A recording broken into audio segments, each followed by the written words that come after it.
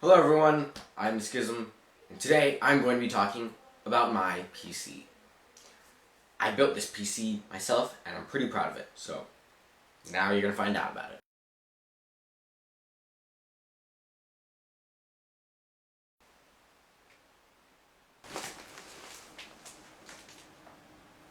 Dude, why'd you build a PC? It's an excellent question. Well, I actually own a Dell XPS 12 laptop.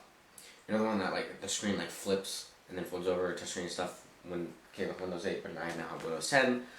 It's not a bad laptop, but it's a not well done laptop. So it was one from the early stages of Windows 8. So it was trying to be like, oh yeah, the super thin and light and portable and all that, which in the long run actually is not a good thing. The battery has been replaced several times. I'm constantly having problems with different parts of the motherboard, like the USBs have stopped working, or the whole thing has stopped working. It does have a quad-core Intel i5, but it only has 1.8 gigahertz, so it's not very good at all with integrated graphics. 8 gigs RAM, pretty standard. I think the only part that's really good is it has 256 gigabytes of PCI Express SSD, so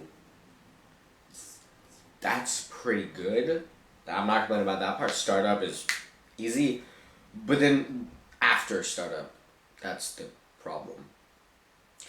But I can't afford a new laptop, so I'm like, hey, I'll just use that laptop for when I'm at school for taking notes, and I'll build a PC for when I'm at home and doing all my other stuff.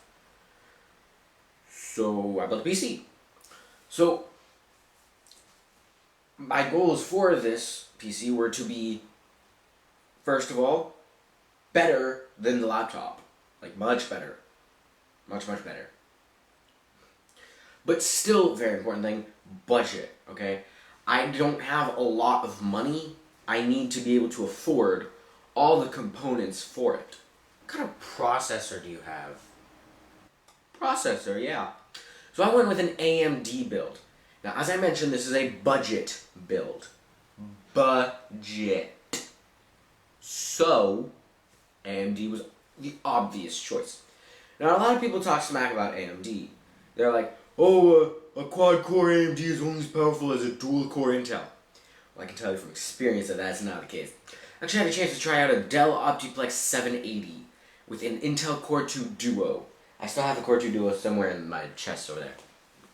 Shelved, whatever you want to call it. And I've also tried out a quad-core i5, the one on my laptop, and then the one that's in my PC down here. And I can tell you my PC far outweighs all of them, both of them combined. The dual core was at 3 gigahertz, so certain tasks it could do very well. But then other tasks that were more core demanding, it just completely failed. And then my Intel is just too slow. It doesn't do it. Now, my AMD processor, I have the AMD FX 4350 Unlocked Black Edition, quad-core 4.2 gigahertz processor. So much better. Holy moly, I love it. It gives incredible performance. It always gives exactly the performance I need. Now, obviously I could have still gone with an 8-core, but then again, that would be a little more high-priced. But technically, I could fit it in the same motherboard. So what motherboard did you choose to go with that? Oh, yes, the motherboard. I have the Asus M5A78LM motherboard with USB 3.0. This is a micro ATX form factor motherboard, meaning it's a little smaller. It only has one PCI Express 3.0 slot, one of the smaller PCI Express slots, and one of the larger PCI Express slots. So I can only put in one graphics card, one of the smaller PCI Express modules, and one larger PCI Express module. Right now I just have one graphics card, which I will talk about in the future. There's an AM3 Plus socket, which works perfectly well with my processor. And yeah, in terms of the I/O ports in the back, it's got all the standard stuff. It's got DVI-D, HDMI, and VGA for visual. It's got a bunch of USB 2.0s and 2 USB 3.0s, as well as the extra audio thing that I don't really know because I don't do audio very much. So yes, it's definitely not lacking at all. It also has a PS2 port, which I think is very important because currently my keyboard is an old PS2 keyboard from 1998. I'm gonna upgrade that soon. So yes, for cooling, I'm using the stock cooler that came with the processor because it's actually a very good cooler. It's not like the Intel stock coolers, which are absolutely crummy and like 10 little pieces of plastic. This one's actually a really nice one. Now, a lot of heatsink and fan coolers you can get for about $20, $30. This one's about the same thing, and it comes with the processor. Now, it's a little smaller. It doesn't have the giant 140mm fan. It's a normal heatsink with the fan on it, but it also has the heat pipes and everything with it. So it does do very well, and I'm sure you could do some overclocking. Obviously not like extreme overclocking, but it's actually probably on par with most higher-end heatsink and fan coolers. So I'm very satisfied with that. How much memory do you have in that machine? Memory, yes. Memory is important. So I bought an 8GB DDR3 1600 megahertz module, just one 8GB module from Patriot. And I also salvaged two 2GB modules from the old Dell that I talked about. So that's a total of 12 gigabytes of DDR3 memory. My laptop has 8 gigabytes DDR3 and now I have 12, so this is better in that respect, and I only paid for 8 because I got it free. What about permanent memory? Okay, yes, there's permanent memory too. Also, from the Dell, I managed to salvage a 2TB HDD, so it's not an SSD. It's a little slow. It takes about 2 minutes to start up my computer, but it does give me a lot of storage, so when I'm doing all my video stuff, I definitely have the storage. I do want to upgrade to an SSD in the future, but for now, this is good. So that's the only thing that my laptop does do better for. It does have faster boot up because of a PCI Express SSD, but, it does what it does. You can't have perfect everything. So, yes, that's the permanent memory. What about the graphics card? Do you have a nice graphics card? I actually did not go with a low-end Radeon card. Now, obviously, I'm not saying all Radeon cards are low-end. There are some very good ones. But I went with the Asus Superclocked GTX 950 card with 2 gigabytes of GDDR5. It has very good performance, and all the other components altogether, I paid probably around $200, but then the graphics card is $150, so it's almost as much as the rest of the computer.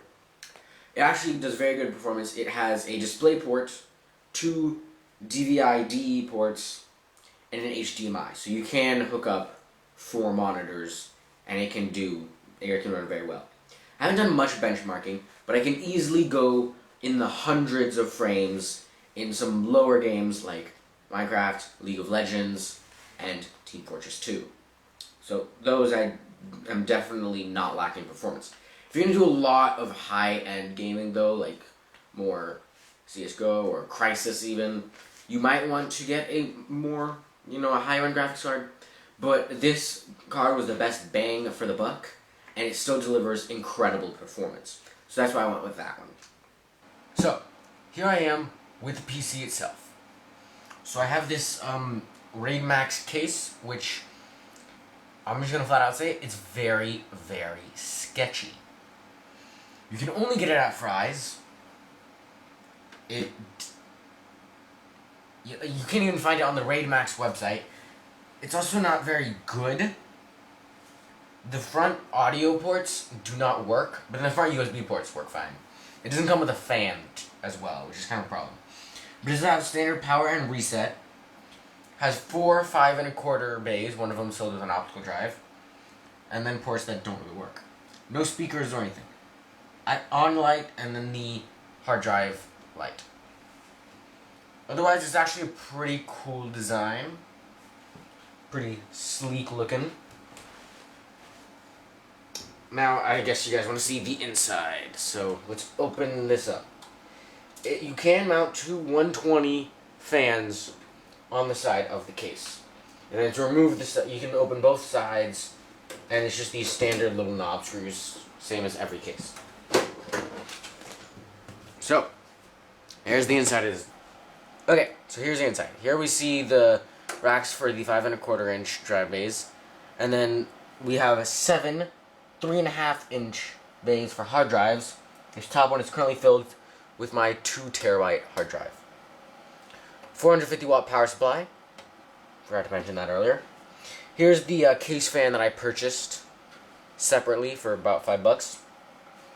We have the expert cable management skills of mine. You cannot see very well. Yeah, no, see, that doesn't really heat up very much. You can't see very well, but there's a bunch of heat pipes and everything in the back of the cooler. I got a nice GPU, which kind of does get hot. Are the fans running? The fans are kind of running. So it's special. The GPU is specially built to only have the fans running just enough to keep it cool. It seems to be getting a little hot though. But I don't think it's dangerous levels. The thing is, I have a non-modular power supply, so it just comes with the same stuff. So I do not have the PCI Express connector that I needed for the graphics card. So I bought this. So I was never going to use the Molex pins connectors because, let's be honest, who uses Molex? So I got these. I got a converter to get 2 of these, turn into 2 PCI Express 6+2s. So if I have one of those cards that requires 2 8-pins, then I can do that. But right now I only have 1 6-pin, so we have the extra one just dangling there. And then we have my 3 RAM modules behind all this wiring right here. Good airflow. Air's kinda dry, but all in all pretty good.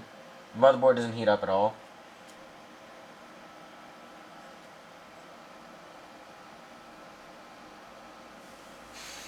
So, yeah, that's the inside of my computer.